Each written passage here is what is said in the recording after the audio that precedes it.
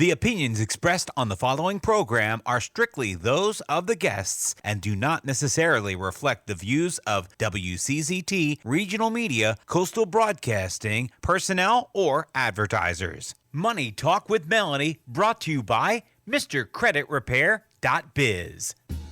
Money Talk with Melanie on 98.7 The Coast. And welcome back to another episode of Money Talk with Melanie. I'm your host, Melanie Collette, broadcasting live from beautiful and very chilly Wildwood, New Jersey, here on 98.7 The Coast.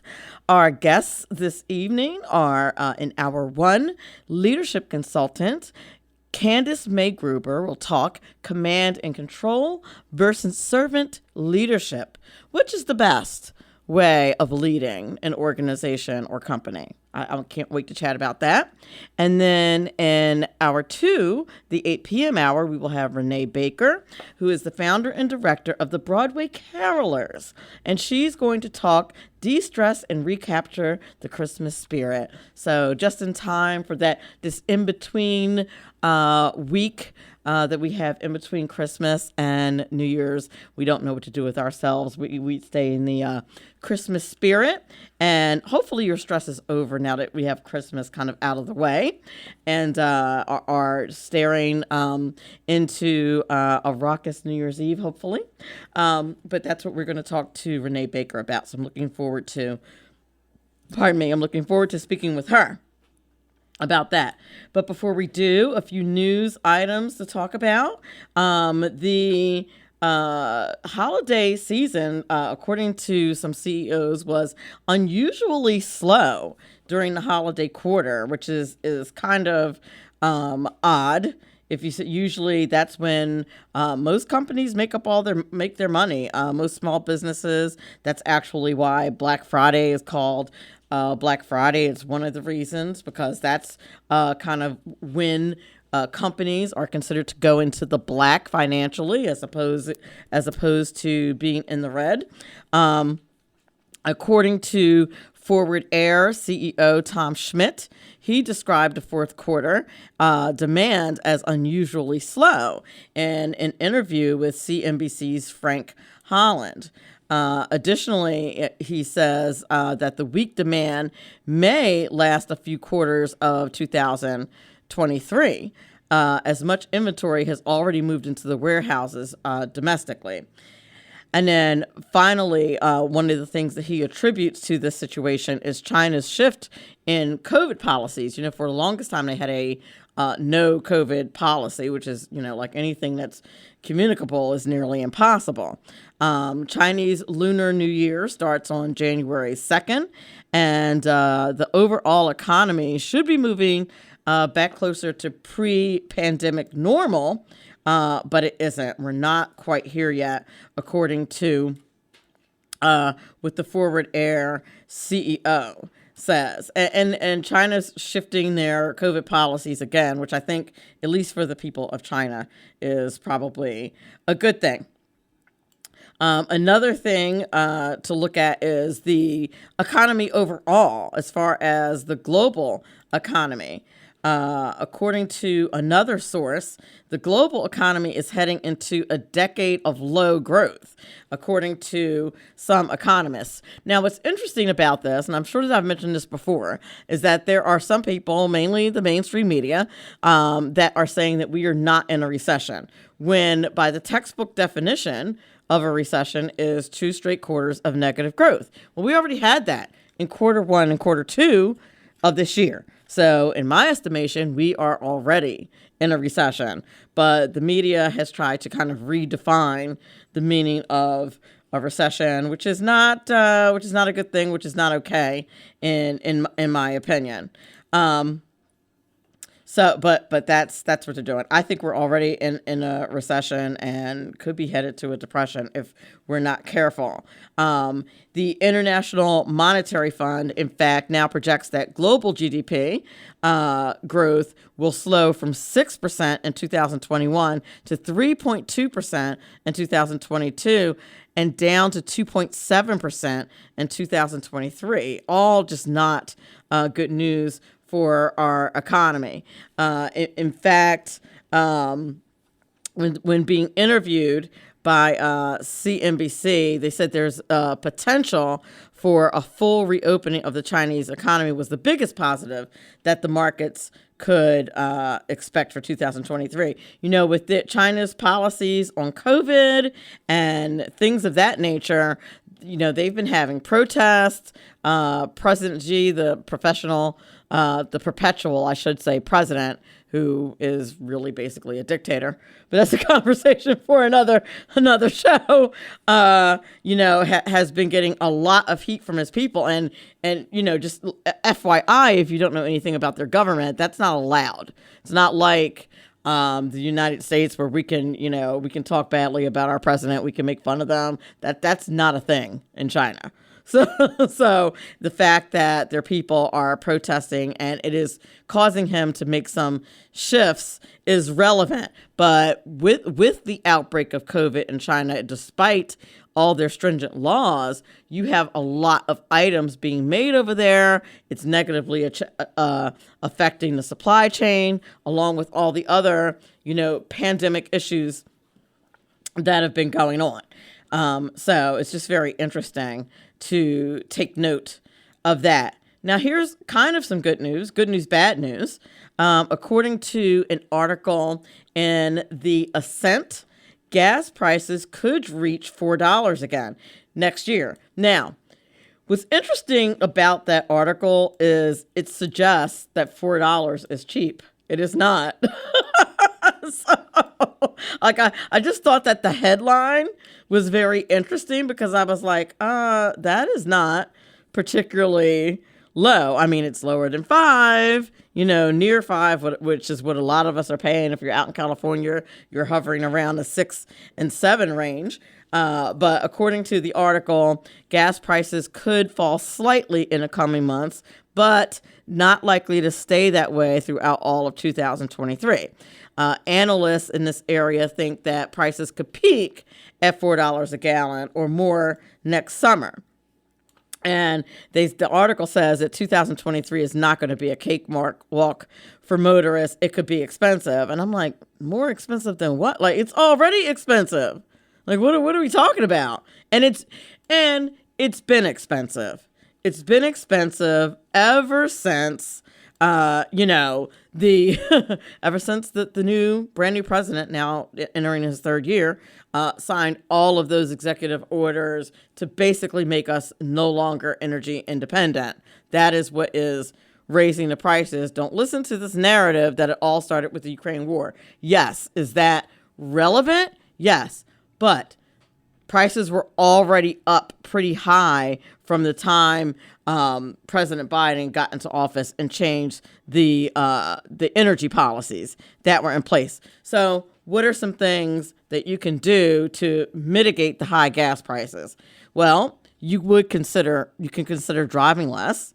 I mean, that kind of sucks. A lot of people have changed their habits, kind of tried to be more economical in the way they're driving, trying to map out their situation a little better to avoid some of the high prices, to use less gas.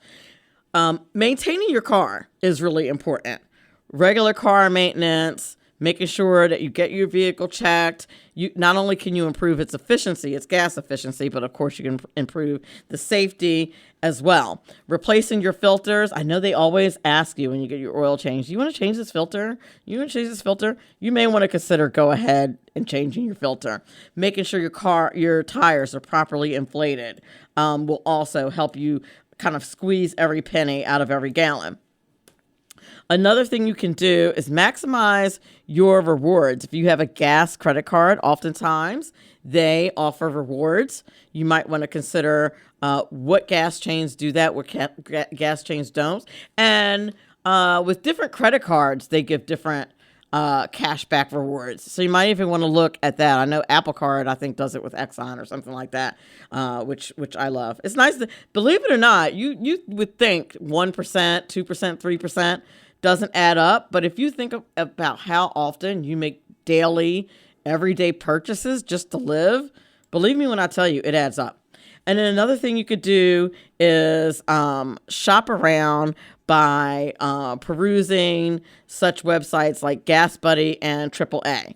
They oftentimes will have like where the cheapest gas is near you. So those are some tips that might be helpful in figuring out how you can save some money, because it doesn't look like gas prices are going to go down, at least not in any significant way, through 2023, even though it's in a little bit of a dip right now. You're listening to Money Talk with Melanie. When we come back, my first guest is Candace May Gruber, and she's going to talk to us about command and control versus servant leadership. We'll be back in a few moments. Unemployed or underemployed? Have no fear. The TaxMama is here. Fuel your best career move with TaxMama. TaxMama can help you become an IRS enrolled agent with our next live 6-month course beginning in May 2023. Or you can start now with on-demand courses. It's your career on your schedule. Job opportunities are plentiful. TaxMama offers unlimited access to her tax mentoring portal with all the testing materials you need to overcome any test anxiety.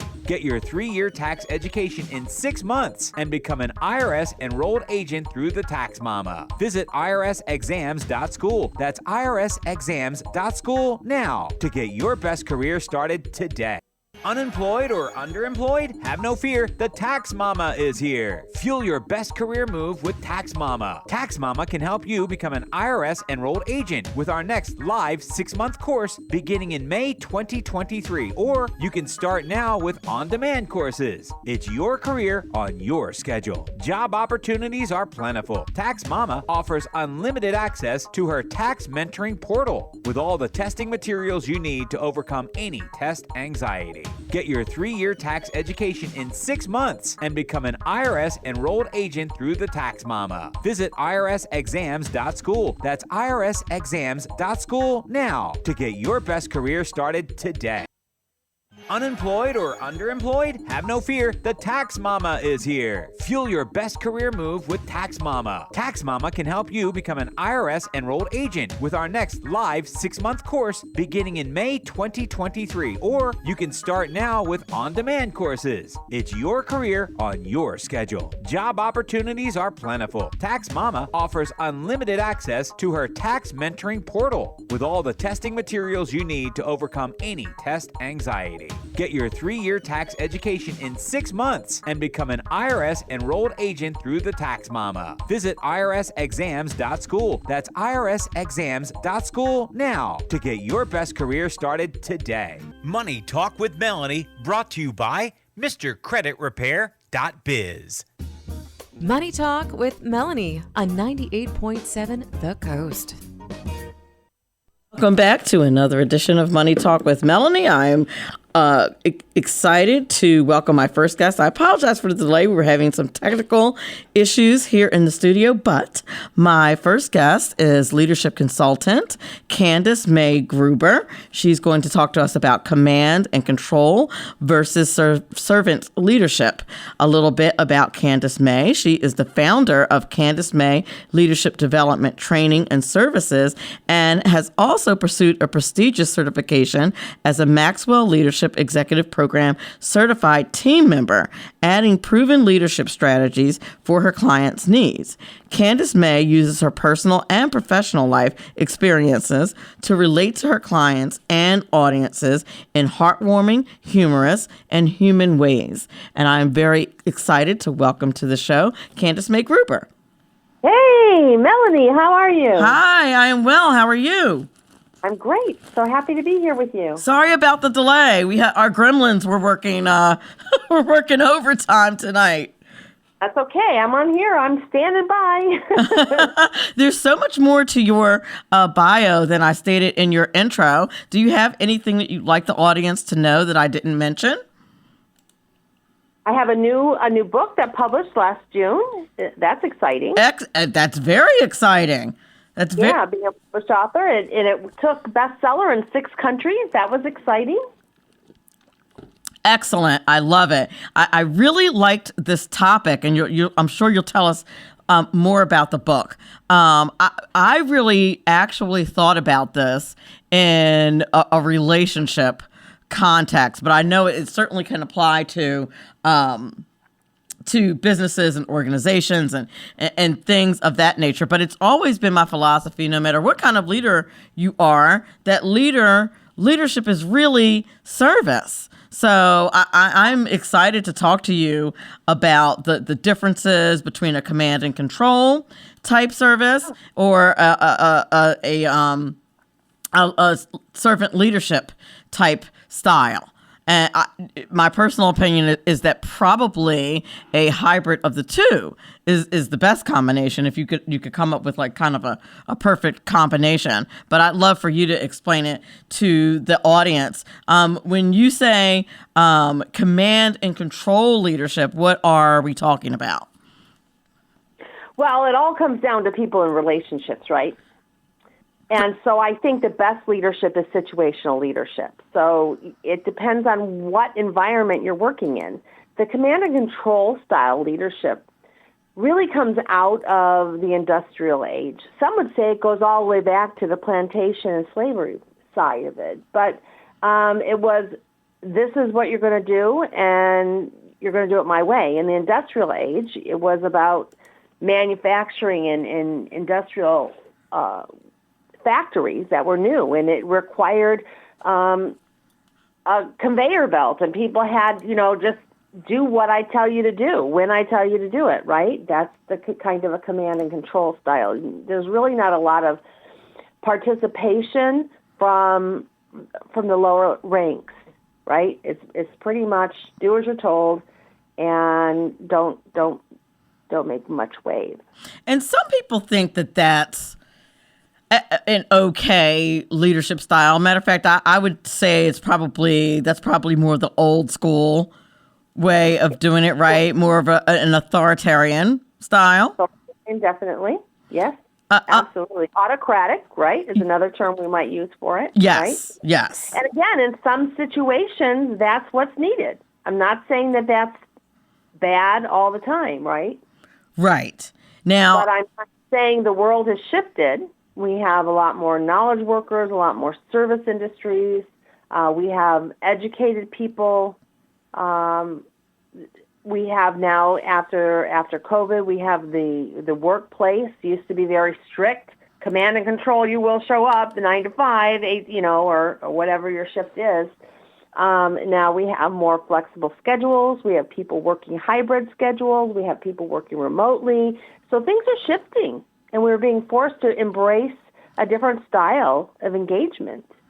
That is true. And I in the workplace, I toggle between knowing if that's good or bad. I think you can be like a nice authoritarian. Like, do you have to be a jerk when you're authoritarian? No. It does have to do a lot with respect and empathy. Right. Exactly. Yeah. And so what I would encourage is that we use what I call emotional intelligence, right? That we shift from just an IQ mindset that everything's focused on skill and logic and, concentrated effort compared to empathy and social skills and creativity and engaging with people where they're at and being a point of inspiration. Now, there's different styles of leadership, right? I mean, we can. Daniel Goleman came up with the emotional intelligence approach, and out of that, he came up with 6 different leadership styles, which were emotionally driven, being that visionary, and I think they overlap. He has visionary, which is inspiring, motivating people through values and what you see, the future, painting that picture for them and encouraging them along the way. There's the coaching style of leadership that's really more about mentoring, and instead of just saying you got a problem, go fix it and figure it out on your own, which may be more old school. It's more coming alongside them and really teaching, delegating, building the skill sets and mentoring them into more than just competence, but connection with people and building those social skills and their character. About The commanding is more about setting procedures in place and just follow the procedures. That's it, right? I mean, that's the nut and bolts of it. And sometimes I don't know. I feel like you could have both, and maybe I'm wrong. I could be wrong. That's why I wanted to talk to you about this, because I feel like my generation, people of a certain age, are more command and control type people. Now, I think I'm command and control with maybe some honey on it. I want you to do it, but I'm going to tell you nicely that I want you to do it, and you need to hustle. Well, you know what? I have to agree. There are times I am more command and control style, and other times I'm much more visionary or coaching. And I do think that's why I prefer to call it situational leadership. Ooh, that's good. Yeah, I think we have to have some emotional intelligence about ourselves, what's going on within ourselves. Are we being commanding and controlling because it's in a negative way? Have we hit a trigger, something that's reacting in us, and we're just being not productive overall? Now, and that happens sometimes. Now, for sure. Now, when I hear EQ or emotional intelligence, EI, really, when I hear that, I often think of relationships, but you're saying that you can apply that in organizations and in the workplace? Absolutely. Everything is about people and relationships. You have a relationship with your boss. You have a relationship with your coworker. You have a relationship with your vendors and with your clients, and the whole gamut, customer, the whole thing, right? And do you see them as people? Do you see them as a relationship that you engage, or is everything transactional? Because if everything's transactional, let me just tell you what I want and that's it, and there's nothing more than that, there's no connection, you're going to have limited results. Oh, if it's only transactional, you're going to have limited results. So people have to, I was really going to put this the wrong way. Because I was going to say people have to think that you care.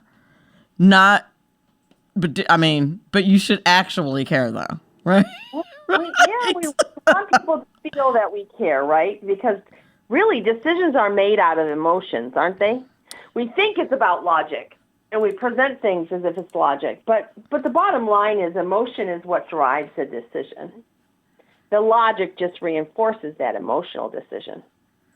Okay, that's probably true. That's probably true. So when you train leaders, you say that they should have some kind of emotional intelligence. And what does it look like? And what does that... Now, there is the bigger question. Because some bosses are, too much, warm and fuzzy, right? Where... what emotional intelligence is. Emotional intelligence isn't just warm and fuzzy. Oh, that's true. Elaborate. Emotional intelligence really has 4 big key components. One is self-awareness. Your thoughts, what's going on within you. Because if we're not aware of all this sub-talk that's going on in our head all the time, we're going to be reactionary. If we don't know what things we've gone through and how certain personalities trigger us to react because we had a bad experience with someone just like them, then we're going to be in a reactionary mode all the time. And we won't be able to stop and breathe and adjust what our thoughts are. We're going to hit roadblocks that will prevent us from moving forward, and we won't understand why we just can't move forward. There'll be a block there because there's beliefs at the unconscious level that are preventing us. They're just causing a reaction. The other half is self-regulation. Emotional intelligence allows us to be self-managing, like what I'm talking about. Instead of reacting and getting angry and exploding or being demanding, this has to be this way, this time, right now, in a very uncool way, we manage that. We instead of attacking somebody, we stop to regulate what's happening within us and how are we observing the situation. There's different perspectives to different things and how we engage people to find out to stay in curiosity and find out their side of the story before we start engaging and just demanding. And then the other side is the social awareness. Once we have our own self-awareness, then we can begin to understand when we walk in a room what might be happening. Can we read the body language of the people around us? Are we acute enough to understand those comments and behaviors that are the words that are not being said? Can we see that? That's the social awareness, right? And then the management of relationships, because there are 4 basic communication behavior combination styles, right? Lots of them, 44 combinations thereafter, but 4 main. And when we understand people's communication styles and what triggers them and what their biggest fear or tragedy, is, we can embrace them and package our message in a way that's caring about them. So we're not triggering them in a negative way, and we're moving the team forward, we're moving the company forward, we're not getting as many conflicts, we're having more deeper conversations and more productivity. Okay. And in this fast-paced world, do people have time for that? Like, do leaders have time for that, particularly when they need people to produce? See, you think it sounds like a lot of work, and I suppose in the beginning it could be a lot of work if you haven't done any work. If you don't have any self-perception, to understand how you perceive yourself and how other people perceive you, what those gaps are. If you don't have the communication skills to communicate clearly in a way that people can understand you, you have the empathy to understand that this person's not in a place to be able to cope with this today. They're only at 80% capacity, or this one's at 60. Then, today's not the day I'm going to give them this big new project, right? I'm going to give it to somebody else or wait till tomorrow, right? Being able to make decisions, problem solving, reality testing, all of that, impulse control, self-regulation. These are all things that and managing stress are part of the EQ critical skill. It's a life skill, and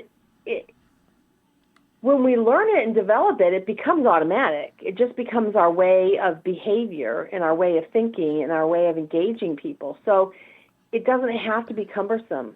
But if you're not aware of it at all, it takes some time to learn it, right? For sure. Now, I went to business school, or my degree is in business, and I don't think we ever learned anything like that. So how does we have to hire you to learn or to teach leaders to have that kind of skill set? That's what I do. Yes, okay. I do training with executives and teams, and I do individual coaching.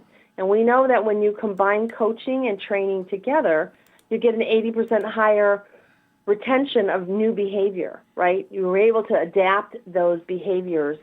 You have a shift in your paradigm. You have to change your thinking styles to change your behavior. It's not about just going to school and learning some techniques and boom, you're done. This is about real self-discovery and changing the way you're looking at things. When you change the way you look at things, things change. That's a certainty. Now, you say that you focus on developing leadership that cares, and CARES is an acronym. Tell the audience about that.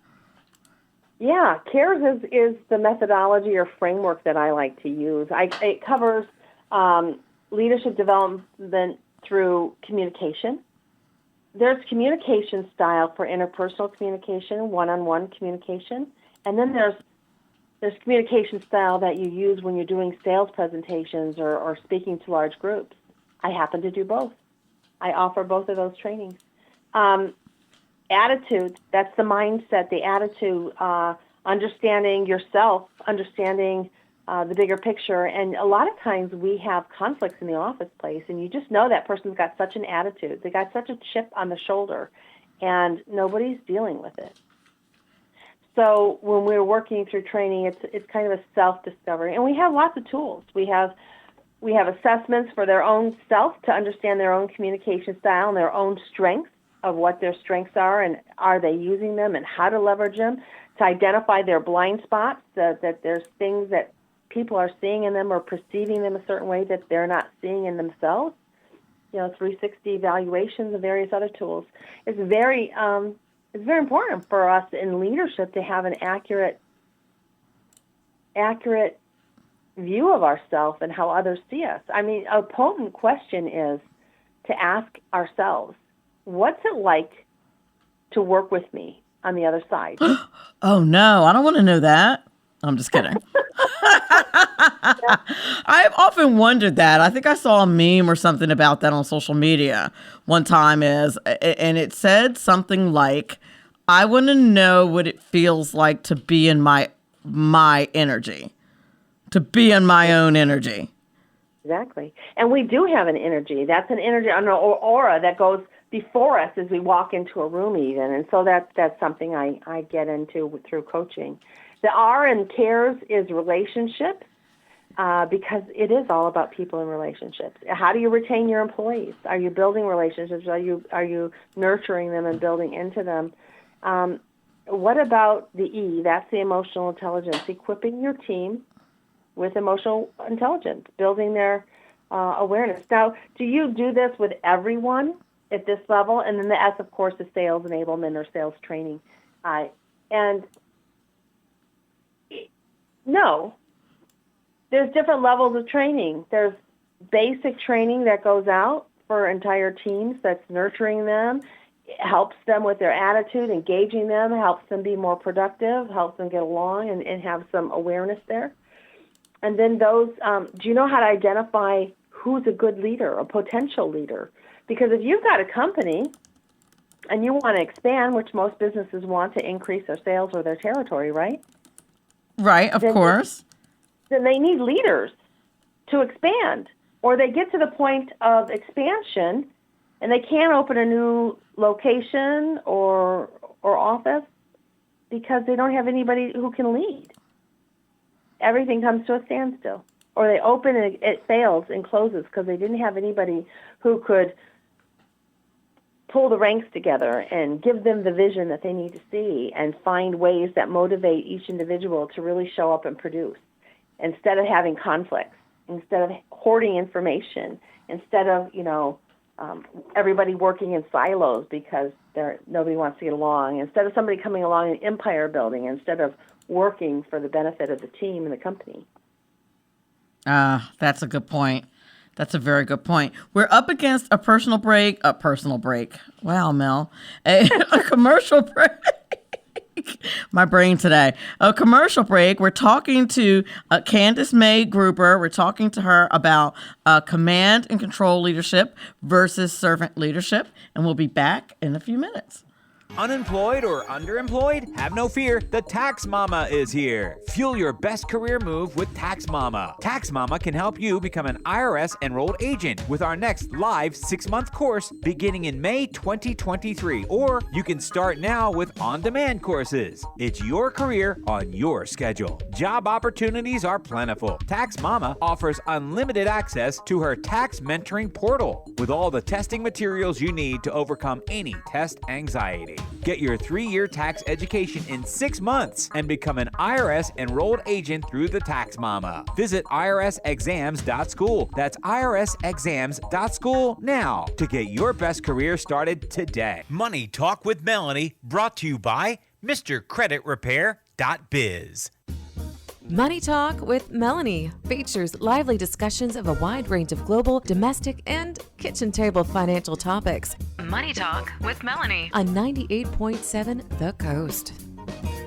Welcome back. You're listening to Money Talk with Melanie. We are on with Candace Gruber. We're speaking to her about servant leadership versus the command and control style of leadership.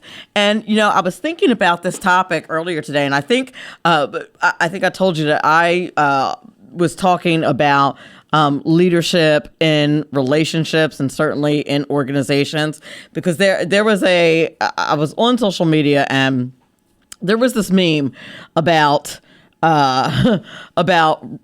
relationships. And it was a dude saying all these things that his woman wasn't allowed to do. And then to me, it was like, you're not allowed to talk to your exes or anybody likes you and blah, blah, blah, blah, and no excuses. And then it said, this is not being controlling, this is common sense or something like that. So I was like, okay, I get what the meme is saying. However, you don't have to say it that way. Why are you that? I'm like, actually, that is controlling. In fact, if you say something and then you have to follow it up with saying I'm not being controlling, you're probably being controlling.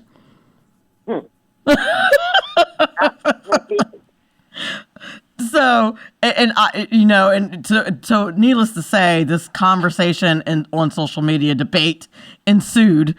And I said, and they were talking about, the man being the head of the household, whether you subscribe to that or not. I do, but that doesn't mean you have to be a jerk.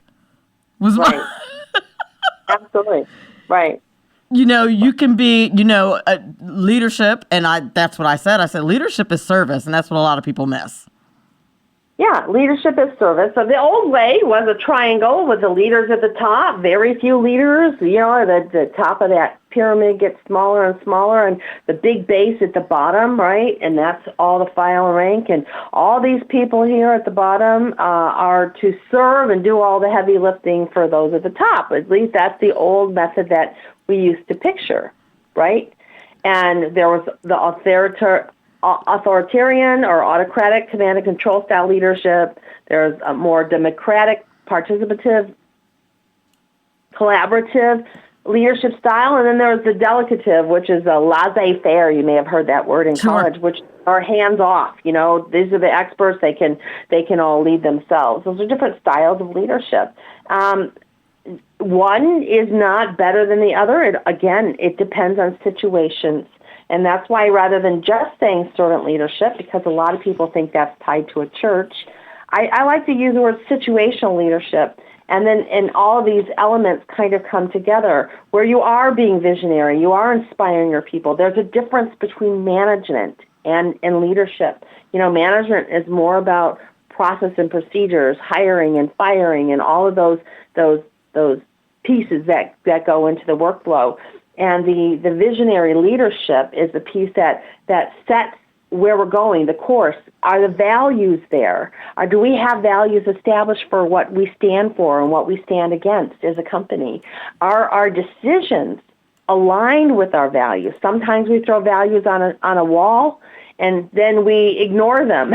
We make all kinds of decisions that are contrary to what we say we value as a company. Creating harmony in the workplace so people are happy to come to work. They feel valued. They feel like they have a voice. If they can say what's working, what's not.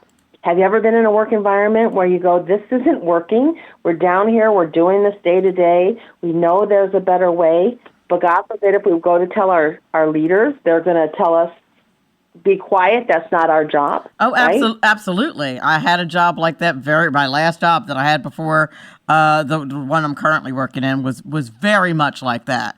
And it was the most bizarre kind of situation to deal with someone like that because to me, it was so crystal clear that not only was it an illogical way to do things, and it clearly wasn't benefiting him at all, he was still acting that way anyway. And I just thought it was just an odd way to carry yourself as a leader, as a manager. I was like, can you not feel the energy? Are you not reading the room? Like your whole staff is very unhappy, and you're a major reason why. And I would say that person lacks emotional intelligence.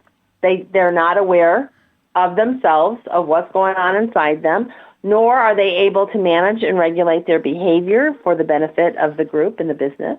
And they're not socially aware of what's happening with the employees around them, right? Not at all. And it was, like I said, the most bizarre thing. I'm like, bro, how can you not? How can you? Yeah. How are you this unaware? Now, I would suggest we flip that traditional triangle that this particular person is working in, that you're here to serve me and do it my way, however, I don't care, and turn it upside down. And then the leader is the point, and it's at the bottom, and there's all these people who work for them, and they're asking, what do you need me to do to help you move forward? What are the roadblocks that I need to move for you? What do you need to succeed? How do we, it's a whole different style. Do you understand that? It is. And when you do that, and when a leader does that, you really feel valued, in my opinion. As an employee, you feel valued. And that is just so helpful to feel valued, because quite honestly, a lot of times, depending on what profession that you're working in, you do have valuable things to contribute. Absolutely. Well, I have, if we were visual, I'd show you, I like to do this exercise that there's on perspective. This is part of my communication training. You take a beach ball and you look at a beach ball, and if you're looking at one side, you might see blue, white, and orange, and on my side, I might see yellow, green, and white, right? So if we were to say what you see and what I see, we would not agree. Does that mean you're lying to me or I'm lying to you? Exactly. And that you're seeing something different than I am, but it's the same thing we're looking at. So when we turn the beach ball sideways, we can all of a sudden see where all the different colors come together, right? And we can see, it's the same. You're just seeing a different side of it. Exactly. And so be open to those conversations to understand that there are different perspectives. We're going to be in a world of hurt. The world keeps getting smaller and smaller, right? There's culture differences. There's handicap differences. There's so many different levels of things that we need to take into consideration. For sure. For sure. And as a leader, I would think, that's a weighty responsibility to think that I have all the answers as a leader. I know it all. And over, these 50 people that I have charge over, they could not possibly have anything to offer that would be beneficial. Like, when you just are thinking about having that perspective as a leader, I think that's bizarre. That's bizarre to me. Yeah. Well, that goes back to transactional, right or wrong, black and white thinking. I'm rewarding you to motivate you, or I'm punishing you because you didn't do it what I wanted, right? That's more transactional. Versus what we're talking about is more transformational. There's a base of trust. There's a base of respect. There's a base of empowering people to use their strengths, to make decisions at a certain level so that they can move the work forward, that they can make things happen. It's developing a culture by design, or allowing a culture to develop out of chaos. Yes. You're going to get a culture one way or the other. Yes. And if you just let it evolve, it's going to be chaotic. And who wants a culture built out of chaos? Why would you want that? Well, I can't think of any good reason. No, I can't think of a good reason either why you would want such a thing. It happens out of ignorance and default, that people just aren't aware. Yes. And they don't know how to manage a culture or how to create a positive culture. Now, if you are, say you're an employee and you feel like you're in an environment where, like what you were saying, like perhaps your manager has a low emotional IQ. Is there a recommended way that you have for people to talk to their bosses? There's certainly there's lots of information when I was doing research for this particular part of the show about how leaders can display a better emotional IQ, such as many of the things that you suggested. I saw a couple of questions too that I thought were great. My favorite, I think, was how can I do a better job? Yeah. Lots of managers think that that's a sign of weakness. What? And they do. I've worked with. I think that they're short-sighted and not very wise. But I've run into leaders that think that way, and I'm like, why would you not want? Like, to me, 30 opinions are better than just my one. Why would you? requires the ability to collaborate. So there's different opinions on collaboration. Some people think collaboration is a problem. Now, in education, higher education, there's committee after committee after committee, and there's meetings for meetings for meetings, and nothing ever gets done. True. It's about managing those meetings. It's about having the meeting before the meeting to make sure everybody's online and decisions are being made. I work with people through coaching and training to help them understand how to run a meeting, how to have a good meeting, how to be productive. You don't have to take an hour for every single meeting. You can have a stand-up meeting. You can have a meeting before a meeting and get everybody aligned so they know what they're coming to the meeting for.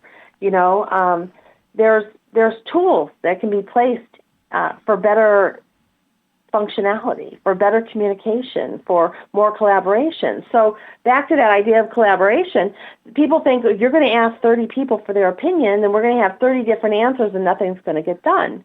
And if you're going to do collaboration, that doesn't mean the team or whoever those 30 people are going to make the decision on their own.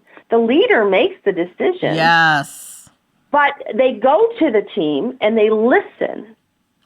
Half of communication or more should be listening. And I think people miss that fact. We have 2 ears and 1 mouth. We should be listening twice as much. And when we listen to the people and what their experiences are and their feedback, and the synergy starts to happen in the room. Ideas come up that wouldn't have come up by any one person by themselves.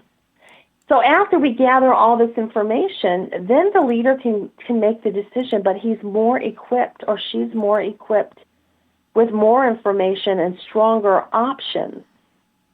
Another thing I like to say is don't go to a leader and you say you got a problem and leave it at them. Go to them and say, I see this is a challenge, but here's like 3 recommendations of things we could do to fix it. Exactly. That's exactly right. I'm sorry that our hour got shortened. Please let people know where they can find your information. Your website is wonderful, by the way. And tell them about your website, your social media, and where they can follow you for more information. Yeah, absolutely. So Candace Mae, CandaceMae.com is my website. And you'll get all my contact information there. We're updating the website, so there'll be more video testimonials there. But if you go to CandaceMae.com/team-leadership, you can get an idea of some comprehensive training I do with some video testimonials there. And on my website, there's a keynote speaker tab. I do presentations and speak, and I have a book that I published in June, and you can read all about the book and get a free chapter and a complimentary workbook with it from my website. Excellent. What's the name of the book? Heaven Within, Restoring Wholeness for Better Leadership.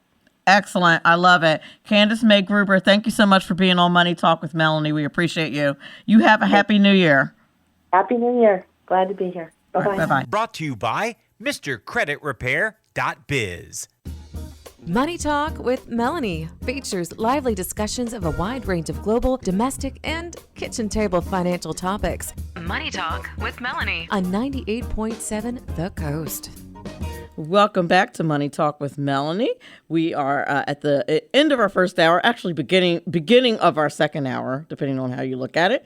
Our first guest, if you missed her, was leadership consultant Candace Mae Gruber. She talked to us about command and control versus servant leadership, 2 different kinds of leadership styles. If you missed that first hour, shame on you. You might want to catch it when Money Talk with Melanie, this episode is posted as a podcast here on 98.7 The Coast website and anywhere where you like to listen to your podcasts. You could, of course, also follow me on social media at Money Talk with Melanie on Facebook or at Money Talk Mel on Twitter. And you can get not only most recent episodes of Money Talk with Melanie, but you can also get episodes from the archives, important news items, a quote of the day, and just wonderful, wonderful musings from myself, which I'm sure you will look forward to. Our guest for the second hour is Renae Baker. She is the founder and director of the Broadway Carolers. I thought we'd lighten things up a bit and talk about how to de-stress and recapture the Christmas spirit. But before we do that, I thought I'd give you a little New Year's advice or advice of things to do for the new year. I was perusing Kiplinger, and I ran into an article that said 10 things to think about in your new year financial planning. I hate to bring up adulting when we haven't even, gotten the partying out of the way. But you do need to think about what to do with your finances. The beginning of the year is often a good time to start thinking about what you're going to do, what your goals are going to be. We're not talking New Year's resolutions, but just maybe how we're going to tweak, how we're going to improve things, make things a little better for ourselves. And when I read this article, I was like, I hadn't thought about a lot of these things. So for example, the number one thing they suggested was to audit your beneficiaries. How important is this? You mad at your sister and she was your beneficiary? Take that chick. I'm kidding. That's not what we're talking about. But maybe. It could be what we're talking about. But more specifically, if you got divorced or something like that, we have a lot of policies and things that you don't even think about, like your life insurance policy through your job. You probably, set the beneficiary for that when you got that job 10 years ago. Maybe it's a different person. Look at all these things and areas where there's beneficiaries. Make sure you give that a little audit and make sure the beneficiaries are who you want them to be. You want to make sure that you're taking advantage of higher limits with your withholdings. One regret, I wish I had been smarter when I was younger, if someone had told me this advice. If your job is matching your retirement fund, if it's 2%, 3%, 5%, whatever it is, you are throwing money away if you don't do the max. So if you couldn't afford to do it last year, maybe you're getting a raise this year, maybe go ahead and adjust that and do a higher withholding. And make sure you're getting the benefits of the matching. Make the most of your health savings account. Remember, I was just telling a friend about this the other day. Health savings accounts, or FSAs, are pre-tax. It mitigates your tax obligation. So in other words, the money that you put into your FSA or your HSA will not be counted towards your income. Uncle Sam will take less taxes. So, and with these spending accounts, you can spend it on anything that's medical, that's out of pocket, your doctor's appointments, Tylenol, anything that is medical related. You can use that FSA debit card, and that's cash that you're using before tax, and Uncle Sam won't take that into consideration as part of your income. So it's an important thing to do. If you are on a fixed income, just using Social Security, you're getting a raise this year, a significant one. Think about how you're going to use your pay raise. What are you going to do with that money? If you've been getting along fine and nicely before the raise, then maybe you take that money and invest it somewhere else. Think about that. Think about how strategic you want to be in that regard. Another thing to do is to invest in self-care. I can't say this enough.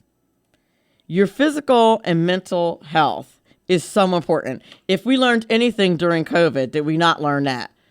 Because being on lockdown and being home, those of us who were, in my opinion, was not only a physical challenge, just trying to stay COVID-free, but also staying mentally healthy was really tough during COVID. Hopefully, a lot of people realize that and are taking better care of themselves mentally. So make sure you're doing your self-care. Make sure you try to plan at least one long break, a week or two, some shorter days off, 3 or 5 days. Take time to chill, even if it's a staycation, even if you sit in the bed and eat bonbons and pet your cat. Okay, that might be me, but I think I'm projecting. Take care of your parents' plans. Make sure that you review your parents' plans. Things have probably changed quite a bit with your parents. Take a look at their financial situation the best you can. A lot of parents keep stuff close to the vest. Very hard to get accurate information. At least that's been my experience. So ask questions. Try to make sure that they are okay and that they are situated well. Do the same thing with your children while you're at it. Make sure that your kids understand what your plans are if you have kids. If you're getting, up in age, you've been having health challenges, or even if you haven't, you need to make sure that your kids know what's going on with you. Don't leave your kids hanging and not know what to do in case you can't be resuscitated, not know what to do as far as your belongings are concerned. Get all that stuff straightened out. Now's a good time to do it.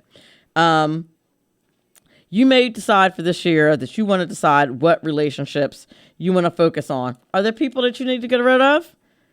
Are there people that you definitely want to keep? Or are there people that you want to get closer to? Doesn't seem like a money thing, but believe it or not, time is money. And I tell people this all the time. How much is your time worth? Get rid of time wasters. Spend more time with people and with experiences. It's very good for you. And then finally, if you own a business, try to get ahead of inflation any way possible. It seems like inflation is going to be around for quite a while. So you might consider investing in a cash balance plan. You can save in a cash plan in addition to your 401k. And that's going to accelerate your savings and your investing. I'm going to make sure that I post this very important article on my social media. So if you follow me at Money Talk Mel or at Money Talk with Melanie on Facebook, you'll see this article. It gives all the details that I talked about. Again, you're listening to Money Talk with Melanie. Our guest the second hour is Renae Baker. We'll be back in a few minutes. Unemployed or underemployed? Have no fear, the TaxMama is here. Fuel your best career move with TaxMama. TaxMama can help you become an IRS enrolled agent with our next live 6-month course beginning in May 2023. Or you can start now with on-demand courses. It's your career on your schedule. Job opportunities are plentiful. TaxMama offers unlimited access to her tax mentoring portal with all the testing materials you need to overcome any test anxiety. Get your 3-year tax education in 6 months and become an IRS enrolled agent through the TaxMama. Visit irsexams.school. That's irsexams.school now to get your best career started today. Money Talk with Melanie, brought to you by MrCreditRepair.biz. Money Talk with Melanie on 98.7 The Coast. Welcome back to Money Talk with Melanie. Our guest this hour is Renae Baker. She's the founder and director of the Broadway Carolers. She's going to talk to us this evening about how to distress and recapture the Christmas spirit.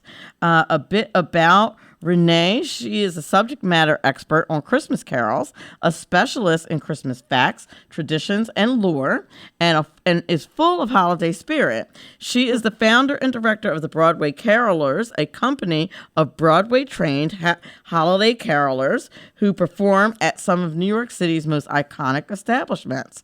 Renae is often called upon by directors of film, documentaries, TV, radio, or podcast projects when a Christmas subject matter is needed. Renae graduated from the University of Michigan with a BFA in musical theater. She is also the author of the #1 best-selling book, Defeating Scrooge: How to Harness the Power of Christmas Carols to Revive Your Spirit Any Time of the Year. It's available in hardback, paperback, as well as audiobook. And without further ado, I welcome to the show Renae Baker. Well, hello, Melanie. Thank you for that introduction. Thank you so much for being on the show this evening. We really appreciate it. Oh, it's nice to be here. Thanks for asking. And it is, a Christmas expert. I love it. And you guys are Broadway trained carolers. Love it even more. Yes. People. Yes, and it's our 26th year. We just celebrated our 25th anniversary last November. Well, happy anniversary. Thank you. I, Thank you very much. I mean, to hear that there are Broadway trained professional carolers, so you were not the normal, carolers that come knock on your door that perhaps had a sip or two of eggnog and decided to go caroling. I feel like you guys are way better than that. Oh, right. But I do wish that there were more of those that you just mentioned. I do. It's rare these days that people do that. And I kind of hope that's a tradition that takes hold again, because we can all use more of that kind of spontaneous cheer, I think. No, I think you're right about that. That spontaneous cheer is absolutely awesome. And you guys sound terrific. And I've been thinking I tried to find a quicker clip that I could grab to play some of your caroling, because I just thought it would be great. Oh, I should have sent you some. I'm sorry. No, that's my bad. Bad preparation, bad producing on my part. No, it's okay. They're on my website if anybody wants to hear them. Broadwaycarolers.com. Yes, and their website is beautiful and fabulous. And yes, there's beautiful music there as well. You definitely want to check it out. Tell them what the website is again. It's Broadway Carolers. That's one L in carolers.com. Yes. Very, very good. Now, there's many stories, many things around that surround Christmas, a bunch of controversy too. Yeah. Right? Yeah. Let's talk about that. Yeah, I don't understand why people pick like the most joyous time of year to be like, it's not a real holiday, or like whatever the negative thing you can say. Like, why are you picking? Like, why are you messing around with other people's stuff? Let people happily celebrate what they celebrate. Right. Yeah. In the 1970s, we used to see these needlepoints that said, do your own thing, or live and let be, right? Live and let live, but there's not a lot of that these days. And one thing that I just believe more and more every day is that there are so many people who just don't realize how comfortable they are being unhappy. They like to be unhappy. It feels good to them. And so they find that thing that's shining bright, and they want to cover it up. Wow. It's like in a Christmas Carol, right? That is an interesting perspective. Like there's so many just positive, joyful, happy things about Christmas. But I noted in the notes, it said that you have a story about Black Friday, and you said because comfort and joy and doorbuster cannot coexist, which I thought was very fun. Now I up until building up to Christmas talked about the origin of Black Friday in one of my shows a couple of weeks ago, and I mentioned it again this evening, but you're absolutely right. Doorbusters kind of talks about the way that you get there, right? To get to the black. But how come you say that can't exist with comfort and joy? I want to hear your take on that.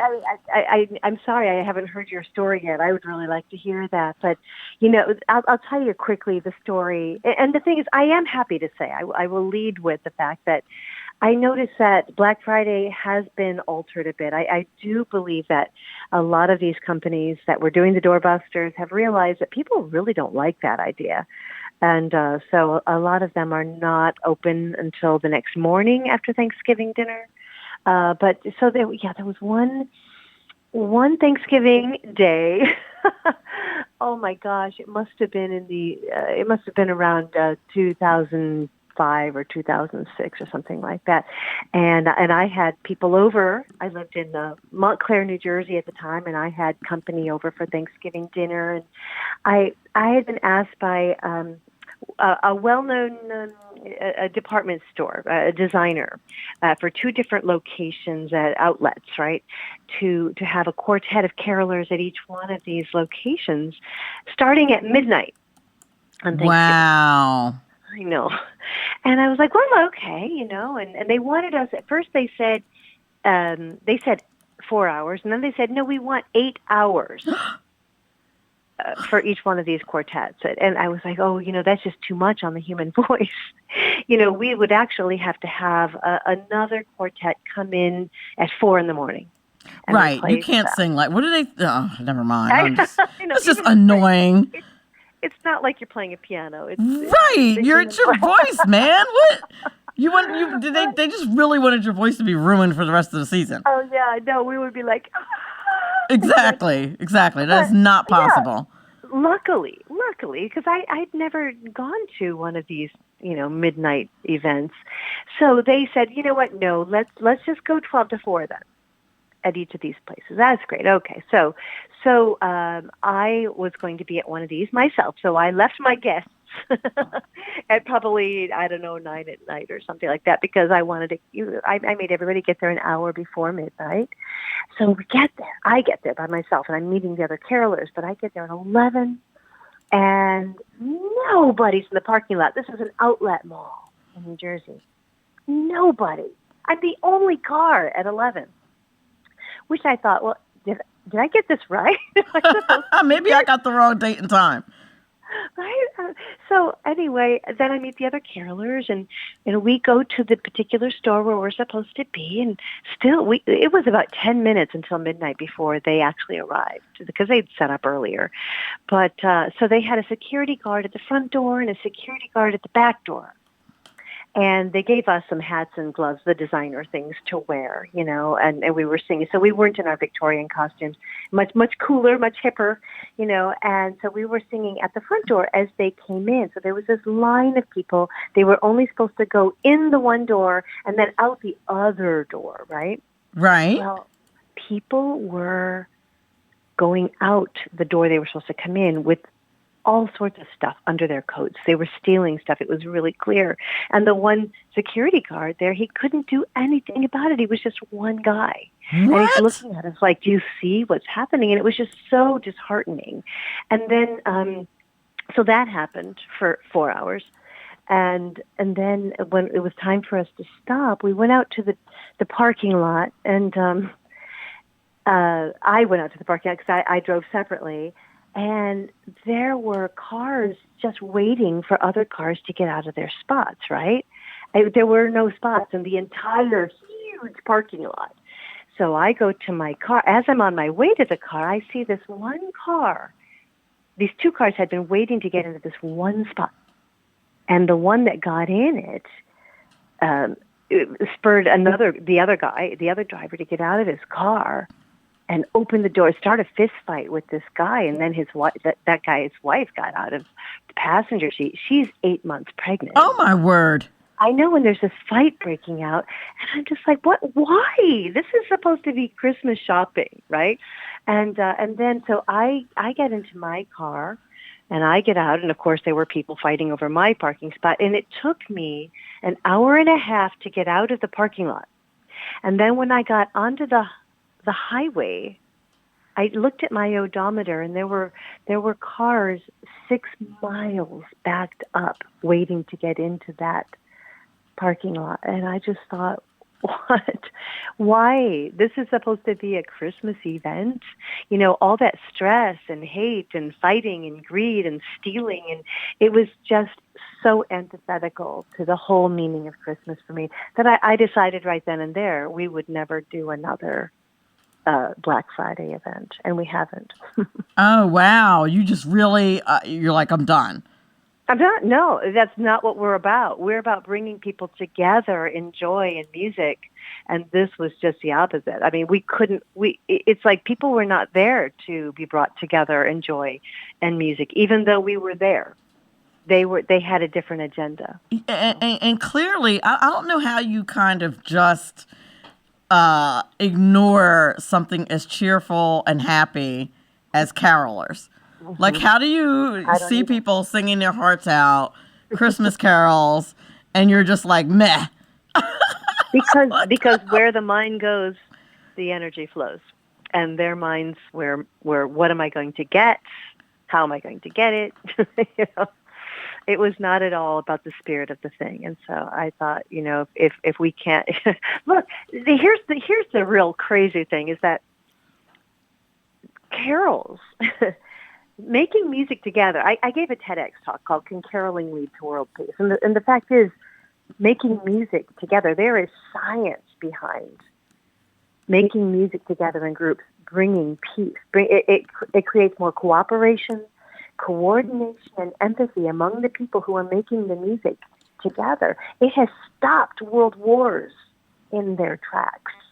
And I tell this whole story about, the unofficial Christmas truce of 1915. The unofficial Christmas truce. They actually started singing a carol together in a common language. The whole story is there. It's an amazing story. If you just look up Caroling Lead to World Peace. I saw it on the website. Yes. Oh yeah. Yes. So it's amazing, and it's true, and there is actual science behind it. So that's what we're really about. And if people are just so shut off to that idea because of their other agendas for shopping and saving, I mean, it's not like you're poor people and you really want to make somebody happy with a gift that came from the heart. It's not about that when you're in that kind of mode. It's not the what's that? Oh, Henry piece, The Gift of the Magi. Right? No, you're right though, and it's a shame that it isn't. Because it really should be. I think so. It should be. No, the story that I told about Black Friday was just about how it refers to, some people actually have thought it was a racial thing. And I'm like, it's not. It's an accounting. It's an accounting thing. So when you're in the black, that means you're making money. If you're in the red, you're losing money. And Black Friday is typically the day where companies make the most of their money and are in the black. That's the that's what I thought for many years. And I know there's one other theory out there too, but that's the one I think is the most correct. Yes, right? I did. I don't know what the other theory is, but there's a related story about how it began being called that because there were protests and things. I think that's the one I heard as well. Yeah, about the protests and things like that, and how it began to be because of the sales, kind of like the chicken or the egg thing, right? So, like people were having sales. It was causing riots and protesting and picketing and all these kinds of things, and because of the police's attitude toward the crowd control. Police started referring to it as Black Friday, and if I'm not right, and if I'm not mistaken, it started in Philly, which is where I'm from, which I thought was particularly amusing. Where are you from? In Philadelphia. Oh, okay. Okay. It is where this supposedly happened. That was the history that I've read about Black Friday. Probably more than anyone wanted to know about Black Friday, but. But it is interesting, and you were just making me think about, the history of caroling is actually not that unrelated. I mean, caroling started as wassailing. Have you heard of wassailing? No, what does that mean? Well, there's one of the carols is "Here we come wassailing among the leaves so green," and they went door to door. They were the first carolers. They were called waits or wassailers. And it was actually a tradition that started out of necessity back in merry old England, back when the rich were born rich and the poor were born poor. And if you were born poor, there was nothing you could do short of being a genius like Charles Dickens, to bring yourself up in life. And so there'd be these poor farmers, and they would go door to door with maybe a bowl of wassail, some sort of a mead or, beer or mulled wine or something that they would offer to their richer neighbors a cup of and sing them a song in hopes for some food or a token, some coins or something. And those coins might actually be the difference between them living or dying. Oh, wow. It was kind of desperate. And then they realized that their children were able to get better results than they were. So more often than not, they would send their children out to do this, and they would carol, and people just like Fred says in the Charles Dickens novella, A Christmas Carol, that people seem to open their shut up hearts more at Christmas time, and so that's when they would send the children out and they would do this. So, but that kind of turned into brazen ladies going door to door singing. You know that "We Wish You a Merry Christmas" song, right? Yes, of course. Now bring us a figgy pudding, right? If we won't go until we get some. I mean, that is actually a remnant of what really happened. They would actually go around singing what they wanted from the houses, and the richer people, they would put their ears up next to the door and listen to what they were singing down the street, because what they were singing is they wanted to get it ready. They might want china, they might want wine, they might want, furniture, they might want silver, whatever it was. They were going to give it to them, and they were going to open their doors for them, because if they didn't, their doors would get knocked down. People died. People were raped. It was a real bad scene, and Christmas got banned for a while. What? Yeah, I'm telling you. Caroling has a very dangerous past, but it's not unlike the Black Friday we were just talking about. So it got banned for a while, and then it got unbanned, and people kind of behaved themselves more. But well, I would hope so. That people started behaving themselves. We're up against a commercial break, but when wait a minute. Actually, I have 4 minutes, don't I? I have 4 minutes. You know what? This show, I think the Christmas elves. There's some evil Christmas elves around. Like, this whole show tonight has just been a comedy of errors. Including either I go 10 minutes over, commercial break, or hey, how about 4 minutes early? My producer's looking at me like, what? No, it's not. No. And one dark surprise after another. Absolutely. One surprise after another. So now, Christmas time, to your point about Black Friday and the people who are shopping, I find it to be, not for me, because I do things the easiest way possible, but for other people, a very stressful time. Yes. Like, people seem so stressed out. Like, I only have to give gifts for like 4 or 5 people, and I ordered them on Amazon, already wrapped with a card, and I'm done. I'm out. I'm finished. Good for you. Like, because to me, and really, I kind of spend the whole year, if I see something that I think a friend might like, or somebody that I'm getting a gift for, I will put it like on a little list, and then when a gift time comes up, I'll put it in a basket and buy it. So that's like my little de-stressing that's a good system that I have, instead of waiting till it's time to shop. So I just go ahead and buy it and put it on my shelf. Yeah, there you go. Do it throughout the year. It seems like an extremely stressful time. And so when we do get back, I want to talk in depth kind of about ways we can de-stress. But when I was doing research for this part of the show, I saw a list that was posted by a health system, Jackson Health System. It had an entire article on how to stay stress-free during the holidays. That's great. In 10... We should all look at it. Yes. And 10 recommendations, which, quite honestly, they're recommendations for, like, all year, in my opinion. Good. Amazing that. Well, why should this time of year be so different? I mean, obviously there's a reason that we're celebrating, but, I think the more tangled up we get ourselves, the more antithetical our purpose is. Indeed. So I wanted to ask you about some of those, and I think we have time before the break to talk about the first one, which is say no, right? Yes. Say no. Say no more. And I'm talking to myself while I'm saying that. Say no. I'm giving myself counsel at the same time. But say no. What do you think about saying no? I think especially during the holidays, you don't want to say no, right? Well, I think that's one of the ways we get ourselves so tangled up in knots, is that we can't say no, or we feel like we shouldn't say no. And I know that I have actually had, I have about 25, 30 carolers every year. And so they're very different individuals, right? Indeed. Yeah, and there's always a couple of them who are very good at self-care. And they will be very strong and gentle about saying no. And sometimes I'm stung by it. But, at the same time, I'm glad that they're not. I wouldn't want people showing up, bringing people together in music with a chip on their shoulder, or being stressed out.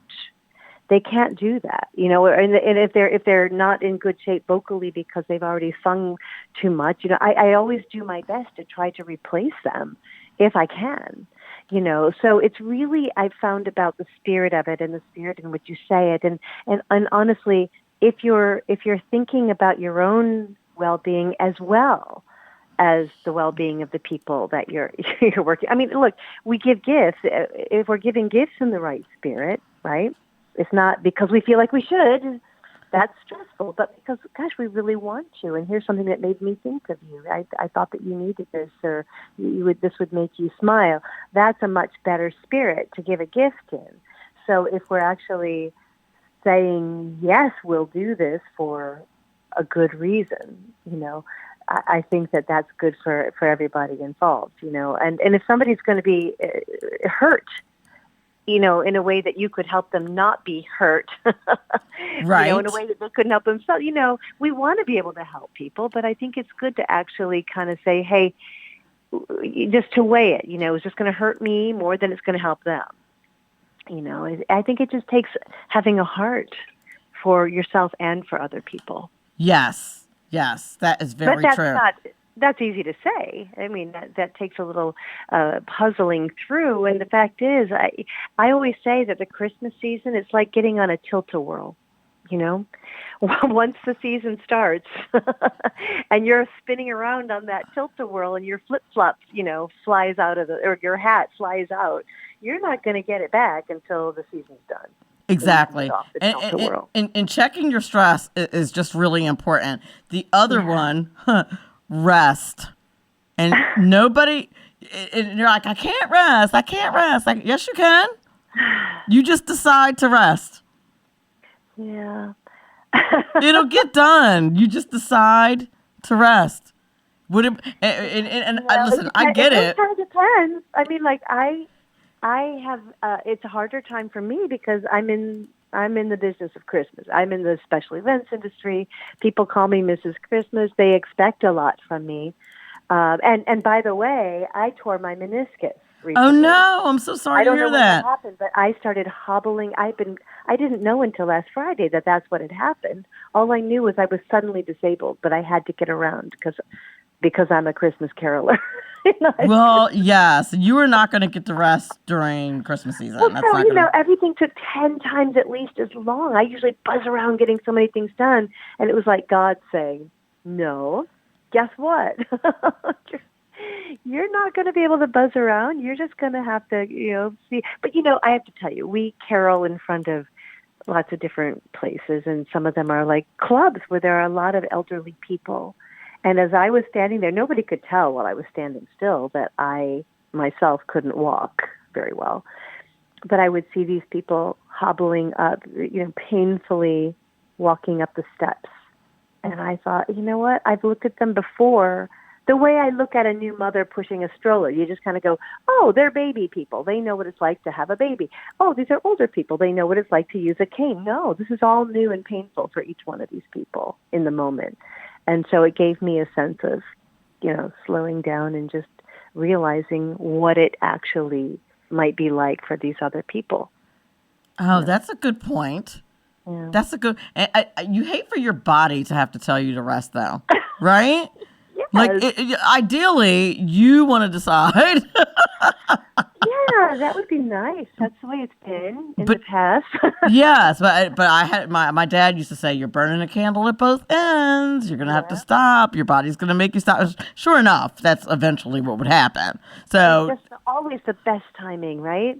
and then you realize that the planet is not going to shut down if you don't do because you really think that that's what's going to happen. If I don't do everything that I'm supposed to do, everyone's going to be mad at me, and Earth will surely not survive. And that is just not the case. Mm-hmm. Every now and then I tell myself, even when I die, I'm going to have things in my in-basket that somebody else is going to take care of. Yeah, well, and life will move on. Like, you hate to like think of it that way, but it is just true. You're not replaceable. That's not what I'm saying. But those things are just not going to matter. Right. They're not going to matter. Oh, now we do have to take a commercial break. Okay. Now I'm officially late, which is great. My producer's just patiently waiting. You're listening to Money Talk with Melanie. I'm talking to Mrs. Christmas, right? That's your nickname? Mm-hmm. Mrs. Christmas, Renae Baker. We're talking about de-stressing during the holidays. We'll be back in a few minutes. Money Talk with Melanie, brought to you by MrCreditRepair.biz. This is important because it's your money. Your money. Money Talk with Melanie. Money Talk with Melanie on 98.7 The Coast. Welcome back to Money Talk with Melanie. Our guest this hour is Mrs. Christmas, Renae Baker, and we're talking about ways to de-stress during Christmas. Before we get back to the de-stressing, after Christmas is over, do you all stop caroling? Do people still want caroling up until New Year's? Like, how does that? I feel like it's kind of like the Christmas tree debate. Like, when do you take it down? When do you take it down? When is it over? You know what? It all just kind of depends on, who's out there thinking about caroling. I mean, we just had an event yesterday, and it was at a nursing home, and it was up in, upstate New York, not too far from the Connecticut border. And it was a beautiful event. I love caroling at nursing homes. Sometimes they don't have a budget for it, which is why we have our Wenceslas Fund. But this group was so engaged. And nursing homes are amazing because, they might not always be aware of the fact that it's right after Christmas or when it is. But some of these people, they don't have any short-term memory. Right. Some of these people haven't spoken or looked up at people and had a conversation in months or years. And we'll get there and we'll start singing some of their old favorites. And, it's like the old ancient ones, like Silent Night, God Rest You Merry Gentlemen, It Came Upon the Midnight Clear, but also, these days, things like, Silent Night, White Christmas, some of the Bing Crosby stuff. And they will lift their heads up from their wheelchairs and they'll start singing, or at least mouthing the words. And you can see that the helpers will tell us afterwards, we have never seen her do that before.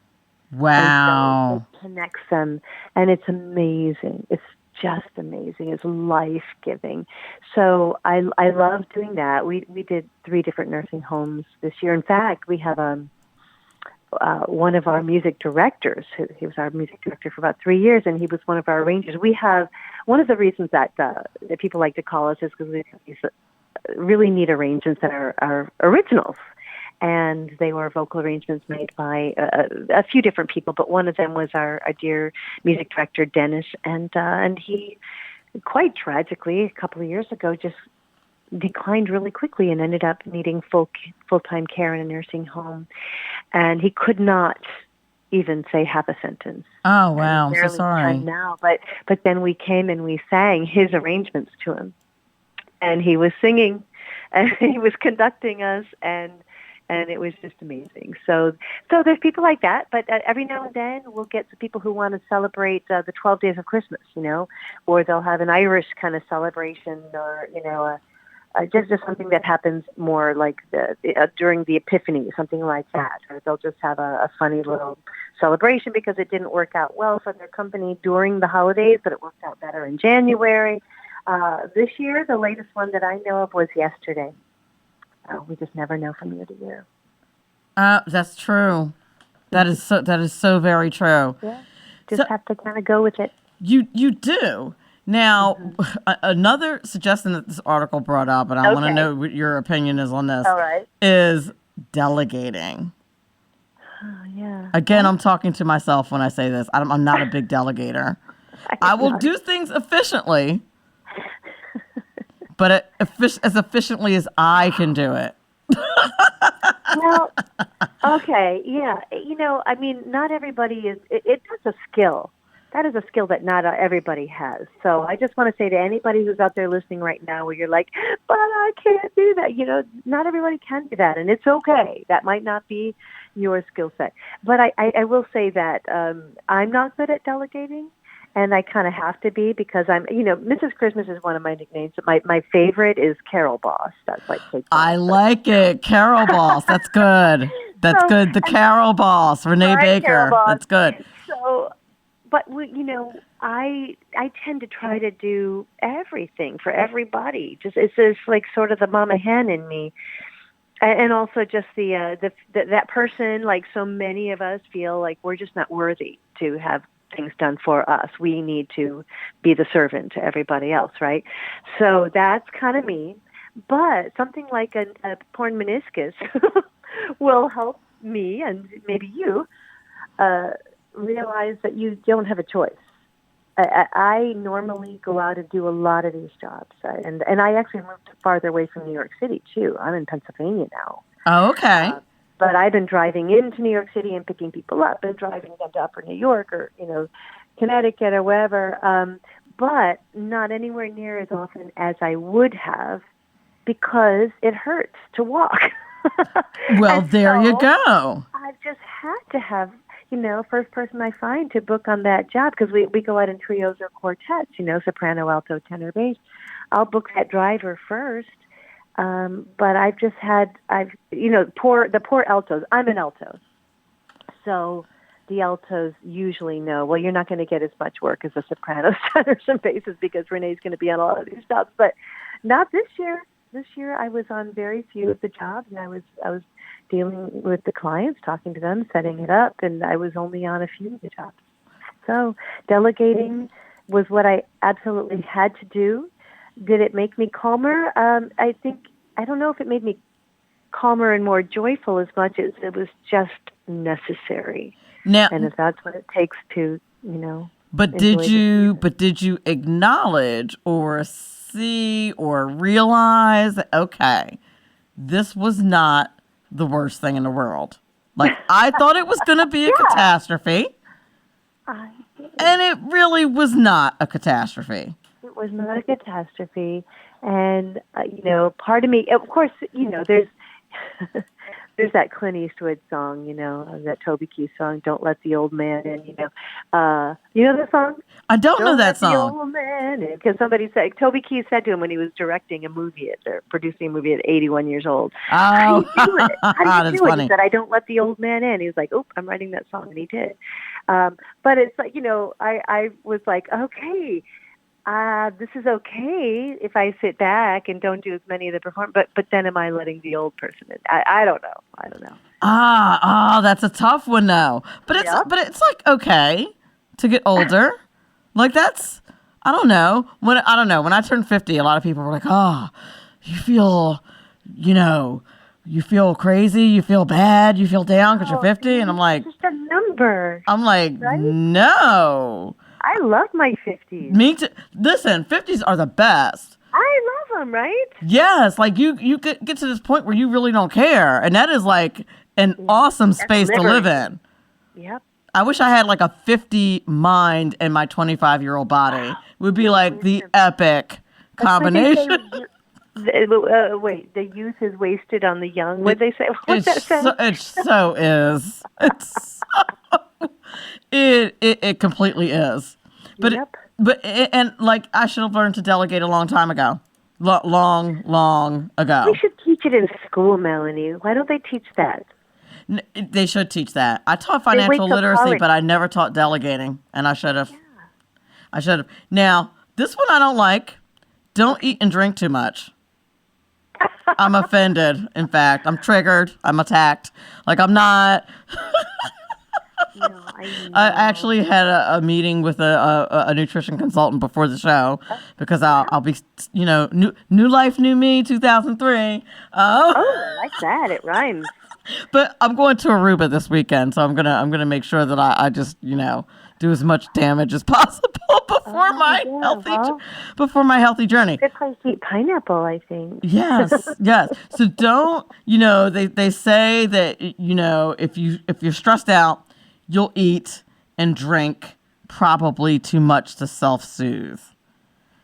Yeah. And it's not good for you. Yeah. But I don't know. Like don't listen to me. I'm not. This is what the 98.7 The Coast has the disclaimer for. When I say stuff like just ignore that Right. awfully good healthy advice. Not necessarily. Drink and eat as much as you want. Go for it. It's gonna be awesome. It's Christmas. Or I'll be saying it's New Year's Eve. Go do that. Now. Yeah. You know what? I find that first of all, this past year I lost 20 pounds. Excellent. Congratulations. Yeah, and it felt really good. And it was a few different things I was doing together that actually just got me excited about being more healthy in these different ways. And so that was really great. And so Thanksgiving came along and amazing food. And it was really easy for me to only have a little bit of the different things and to not feel my stomach distended at the end of the meal. And I just felt so good afterwards, and then as the stress of the, season that follows came along, it was kind of like, I just got to grab food where I can. And, I don't have time to make that stir fry, so I'm just going to grab that cheesy thing in the car, So it gets harder as the season goes on. It's all about necessity, I mean, it takes organization to do that. So you can, if you can have the wherewithal to have your blueberries and strawberries packed ahead of time, to take in the car, if that's what your life is like at that time of year. Yeah, that's. I think it takes a plan in advance. I think just like we book the carolers starting in August. Do you really? I think you need to have your eating plan. If you're going to put these into, it'd probably be a really good idea, like an Advent calendar that starts early in the year. There you go. Now, and you plan. Now, do you think that people have kind of unrealistic expectations of the holidays, and maybe that's where a lot of the stress comes from? Yep, absolutely. In fact, look, Christmas 22 is in the rearview mirror, and aren't you glad? I mean, that is an unexpected question coming from me. I know, I get that, but I've always been aware of people suffering around Christmas time. It's really where my most meaningful work stems from. And there's people who rage against Christmas. There's people who get stressed out overall, just getting the details of the celebration right. And there's people who are in pain for whatever reason. And Christmas can just seem like a cruel running gag, right? And this year, I'm hearing a surprising amount of people saying something along the lines of, thank God it's over. And I think you're feeling it and I'm feeling it too. And I sort of feel like the pandemic deprived us of celebrating the way we wanted to. And we had a year or two where we thought that we could get back to our old nostalgic Christmas traditions, but then people got sick or tested positive or just got nervous. And celebrations were suddenly altered or canceled. And so this year, everybody was determined to celebrate. And, we carolers brought people together through song at loads of events. But I do think that it was the unexpected places where people experienced us caroling, where they happened upon us across from Lincoln Center or something. And they were surprised. That's where I saw the most joy. I think that is where the most joy is. Right? Yep. Expectations take us out of the comfort and joy zone. Indeed. We're in the last minute of the show. Tell people where they can find your information if they want to book you early for next year, or if they're in the mood before New Year's. How can they do it? Absolutely. Yes. Please go to Broadway Carolers.com. And I'll tell you what, there's the greatest gift, and I worked on this for a few years. There's a sound bath for Christmas spirit. This is free. Just download it. You can download it for free or listen to it on the website. Share it with people. I worked with a gifted meditation music composer, Stephen Whiteley, and he knows all about like the frequencies for healing. And I wanted the carols to be sort of almost imperceptible at places within this. And it just washes over you. So if you're feeling stressed and disappointed by Christmas, this is something that can really help you reset the good feelings about Christmas for you and just relax. Indeed. I listened to some of it today and it was beautiful. So, yeah. Oh, good. Isn't it nice? He did such a great job. Yes, a good recommendation. Thank you very much, Mrs. Christmas. Renae Baker, thank you very much for being on Money Talk with Melanie. You have a Happy New Year. Thank you. You too, Melanie. Thanks for having me on. Bye-bye, everybody. Happy New Year. Bye-bye. Money Talk with Melanie, brought to you by MrCreditRepair.biz. Money Talk with Melanie features lively discussions of a wide range of global, domestic, and kitchen table financial topics. Money Talk with Melanie on 98.7 The Coast.